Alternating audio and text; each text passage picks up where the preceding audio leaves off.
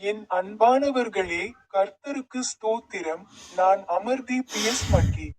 உங்கள் அனைவருக்கும் என் அன்பான வாழ்த்துக்கள். இன்று மார்ச் மாதம் 18ஆம் நாள். வேதாகமத்தில் உள்ள அவருடைய வார்த்தைகளில் ஒன்றை பற்றி நான் பேசினேன். கொரிந்தியருக்கு எழுதிய 2ஆம் நிருபம், அதிகாரம் 12, வசனம் 9 இல் அவர் என்னிடம், உனக்கு என் கிருபை போதும்.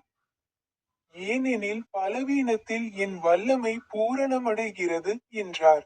ஆகையால் கிறிஸ்துவின் வல்லமை என்மேல் தங்குவதற்காக என் பலவீனங்களை குறித்து நான் மிகவும் மகிழ்ச்சியுடன் பெருமைப்படுவேன். உங்கள் அனைவருக்கும் என் அன்பான வாழ்த்துக்கள். மேலும் எனது யூடியூப் சேனலில் உள்ள ஸ்வைப் பொத்தானை அழுத்த மறக்காதீர்கள்.